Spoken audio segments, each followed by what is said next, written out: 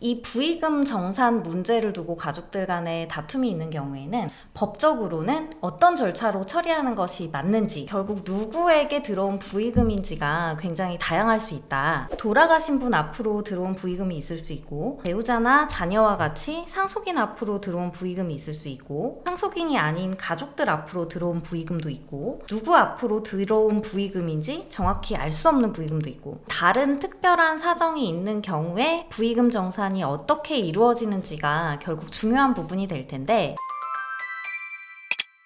안녕하세요, 김민정 변호사입니다. 네, 안녕하세요, 권혁재 변호사입니다.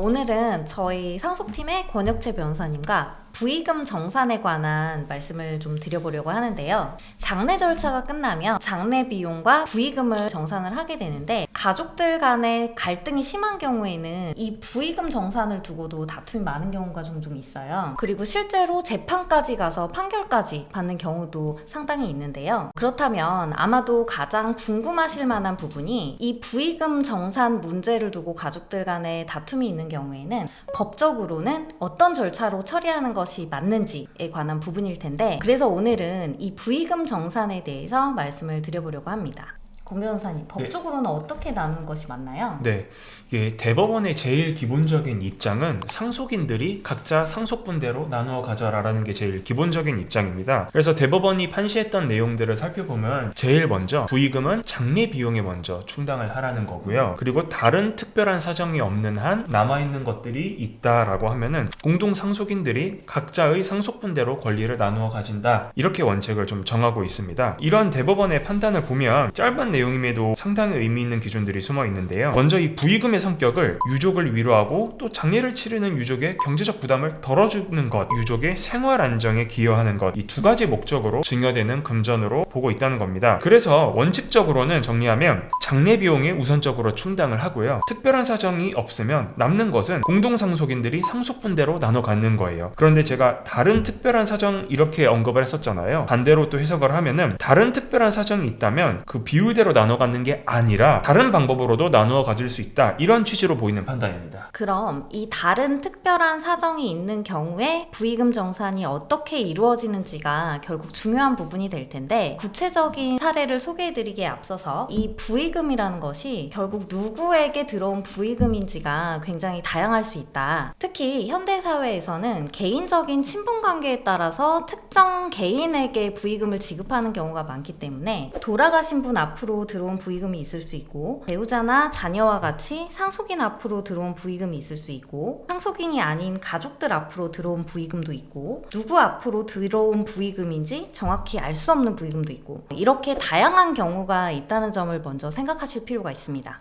비교적 최근에 나온 하급심 판결 중에는 누구 앞으로 들어온 부의금인지에 따라 다르게 판결한 사례가 있는데, 권 변호사님께서 한번 설명해 주실까요? 네, 그 창원지방법원에서 나왔던 사례인데, 이 판결은 누구 앞으로 들어온 부의금인지에 따라서 세세하게 기준을 나누어서 판단을 했던 케이스가 있습니다. 누구 앞으로 들어온 부의금인지를 불문하고 먼저 전체 부의금에서 장례 비용을 먼저 충당을 하고, 남는 부의금에 대해서 아까 대법원의 기본적인 입장은 무조건 공동상속인들이 나누어 가지라라는 거였었잖아요. 그런데 이 케이스에서는 상속인 앞으로 들어온 부의금이다, 아니면 상속인 아닌 가족들 앞으로 들어온 부의금은 각자에게 들어온 돈의 비율로 나누어 가지라 라고 하고, 돌아가신 분 앞으로 들어온 부의금, 그리고 또 누구 앞으로 들어온 것인지 명확하지 않은 부의금의 경우에는 상속인들이 법정 상속분대로 나누어 가진다라고 판단을 했던 케이스가 있습니다. 그러니까 대법원의 기본적인 입장이라면 조금 구체적인 경우를 좀 봐가면서 나눴던 거죠. 네, 비슷한 사례로 서울가정법원에서 나온 판결도 있는데요. 마찬가지로 부의금이 누구 앞으로 들어왔는지를 불문하고 전체 부의금에서 먼저 장례 비용을 충당을 하는데, 각자에게 부의금이 들어온 비율로 장례 비용을 우선 정산하고 나머지는 각자 들어온 대로 귀속시킨다고 보았습니다. 이 방식대로 부의금을 정산을 하면, 예를 들면 부의금이 1,000만 원, 장례 비용으로 700만 원이 들었고, 상속인 A 앞으로는 200만 원 부의금이 들어왔고, 상속인 B 앞으로는 300만 원의 부의금이 들어왔고, 상속인이 아닌 C 앞으로는 500만 원이 들어왔다면 장례 비용을 각 2대 3대 5의 비율인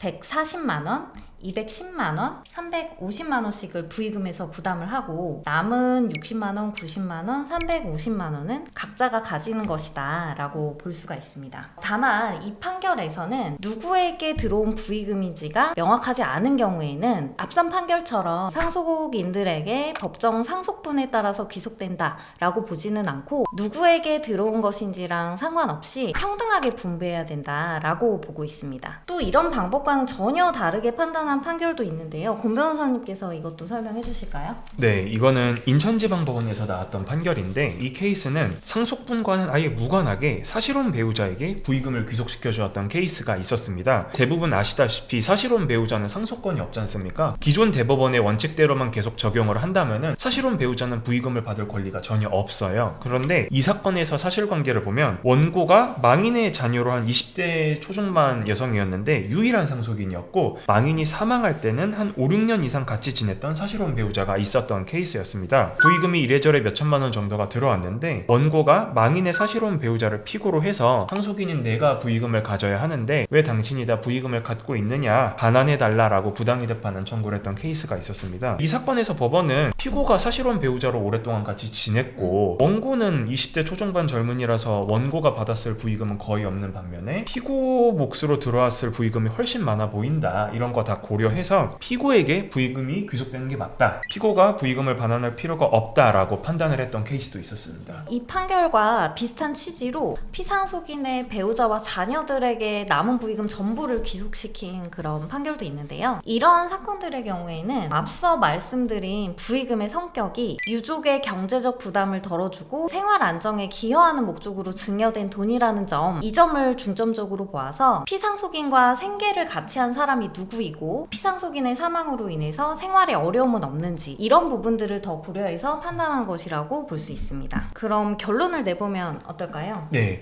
자, 판결들을 다 이렇게 종합해보면 제일 공통적인 내용은 먼저 누구 앞으로 들어온 부의금인지를 다 불문하고 전체 부의금에서 장례비용을 먼저 충당한다, 이거는 뭐 변함이 없는 것 같습니다. 그런데 그렇다면 그 다음 남은 부의금을 어떻게 할 것인가? 대법원의 제일 기본적인 입장은 상속인들이 상속분대로 나누어 가지라 라는 것인데 경우에 따라서는 각자가 받은 비율로 나누거나 아니면은 부의금을 받은 사람들이 평등하게 배분을 하거나 아니면 피상속인과 생계를 같이 한 가족에게 귀속시키거나 이렇게 케이스에 따라서 달라지는데 이 중에서 이제 결과적으로 어떻게 나눠야 할지 이거는 이 부의금의 성격 그리고 각자 앞으로 들어온 부의금의 액수, 부의금이 지급된 취지와 가정환경 이런 것들을 좀 여러 가지로 고려해서 법원이 좀 케이스에 따라 형평에 맞게 정산을 하고 있는 것으로 보입니다. 전체적으로는 이렇게 이해하면 될 것 같습니다. 네, 여기까지 부의금 정산 방법과 관련된 말씀을 나눠봤는데요. 다음 영상에서도 저희가 다른 상속 분쟁을 가지고 다시 찾아오겠습니다. 감사합니다. 감사합니다.